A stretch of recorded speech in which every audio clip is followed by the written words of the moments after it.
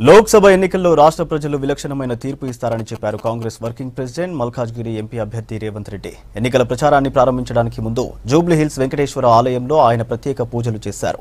రాహుల్ గాంధీ ఆదేశంతోనే మల్కాజ్గిరి నుంచి పోటీ చేస్తున్నానని చెప్పారు. కేంద్రంలో సుస్థిరమైన బలమైన ప్రభుత్వం ఏర్పడాలంటే కాంగ్రెస్ పార్టీని గెలిపించాలని కోరారు.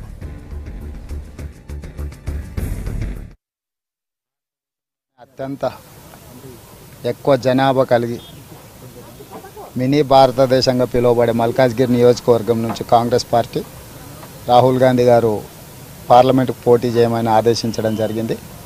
ఈ ఎన్నికలు తెలంగాణ సమాజానికి మేలు చేయడమే కాకుండా కేంద్రంలో ఒక సుస్థిరమైన బలమైన దేశ ప్రజల యొక్క శ్రేయస్సును ఆకాంక్షించే ప్రభుత్వాన్ని తీసుకొచ్చే విధంగా నిరంతరం పేద ప్రజల కోసం శ్రమ చేస్తున్న రాహుల్ గాంధీ గారి దేశానికి ప్రధానమంత్రి అయ్యే విధంగా తెలంగాణలో కూడా ప్రజల తరఫున మాట్లాడడానికి ప్రజలందరి యొక్క ఆశీర్వాదంతో పార్లమెంట్లో చట్టసభలలో శ్రీమతి ఇందిరాగాంధీ గారి స్ఫూర్తితో పార్లమెంట్లో చట్టసభలలో ప్రాతినిధ్యం వహించాలని ఆ రకమైన పోరాట పటిమను నిబద్ధతను నిజాయితీని ప్రదర్శించడానికి పూర్తి స్థాయిలో ఆత్మస్థైర్యాన్ని ఇవ్వమని చెప్పి స్వామి గారిని వేడుకోవడం జరిగింది. రాష్ట్ర ఎన్నికలను ఏ విధంగా చూడాలి, కేంద్రంలో ఎన్నికలను ఏ విధంగా చూడాలన్న ఆలోచన విచక్షణ ప్రజలకు ఉన్నది. ఖచ్చితంగా విలక్షణమైన తీర్పు